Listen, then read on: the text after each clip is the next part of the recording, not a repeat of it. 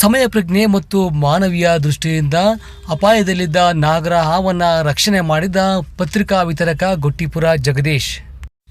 ಬೆಂಗಳೂರು ಗ್ರಾಮಾಂತರ ಜಿಲ್ಲೆಯ ಹೊಸಕೋಟೆ ನಗರದಲ್ಲಿ ರಾಷ್ಟ್ರೀಯ ಹೆದ್ದಾರಿ 75ರ ರಸ್ತೆ ಹಾದು ಹೋಗಿದ್ದು, ಒಂದು ಸಂತೆ ಗೇಟ್ ಸಮೀಪ ಇರುವ ತೋಟಗಾರಿಕೆ ಇಲಾಖೆಯ ಮುಂಭಾಗದ ಸರ್ವಿಸ್ ರಸ್ತೆಯಲ್ಲಿ ಎಂದಿನಂತೆ ಪತ್ರಿಕಾ ವಿತರಕರಾದ ಜಗದೀಶ್ ಅವರು ಪತ್ರಿಕೆಯನ್ನು ಮನೆ ಮನೆಗೆ ಹಂಚಲು ತೆರಳುತ್ತಿದ್ದ ಸಂದರ್ಭದಲ್ಲಿ ಅರ್ಧ ಹೊರಗಡೆ ಬಂದ ಹಾವೊಂದನ್ನು ಕಂಡಿದ್ದಾರೆ. ಇನ್ನು ಈ ಹಾವು ಪಾದಾಚಾರಿಗಳ್ಯಾರೋ ಬೂಟು ಕಾಲಿನಿಂದ ತುಳಿದಿರಬಹುದು ಅಥವಾ ಬೇರೆ ಯಾವುದೋ ಪ್ರಾಣಿ ಇದರ ಮೇಲೆ ಅಟ್ಯಾಕ್ ಮಾಡಿರಬಹುದು. ಇನ್ನು ವಾಹನ ಹರಿದಿರಲು ಸಾಧ್ಯವಿಲ್ಲ. ವಾಹನ ಹರಿದಿದ್ದರೆ ಹಾವು ಇಷ್ಟೊತ್ತಿಗಾಗಲೇ ಸಾವನ್ನಪ್ಪಬೇಕಾಗಿತ್ತು.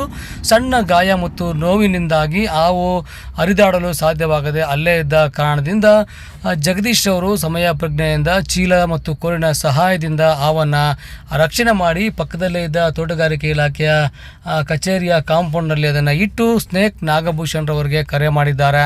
ಇನ್ನು ಸ್ನೇಕ್ ನಾಗಭೂಷಣ್ ರವರು ಬಂದು ಹಾವನ್ನು ನೋಡಿ ಹಾವು ಗಾಯಗೊಂಡು ಇದಕ್ಕೆ ಚಿಕಿತ್ಸೆಯನ್ನು ಮಾಡಿ ನಂತರ ಇದನ್ನು ಅರಣ್ಯ ಸೇರಿಸಲಾಗುವುದು ಎಂದು ತಿಳಿಸಿದ್ದು, ಸದ್ಯ ಈ ವಿಡಿಯೋ ಸಾಮಾಜಿಕ ಜಾಲತಾಣದಲ್ಲಿ ವೈರಲ್ ಆಗಿದ್ದು, ಪತ್ರಿಕಾ ವಿತರಕದ ಜಗದೀಶ್ ಅವರ ಧೈರ್ಯ ಮತ್ತು ಸಮಯ ಪ್ರಜ್ಞೆಗೆ ನೆಟ್ಟಿಗರು ಮೆಚ್ಚುಗೆಯನ್ನು ವ್ಯಕ್ತಪಡಿಸಿದ್ದಾರೆ.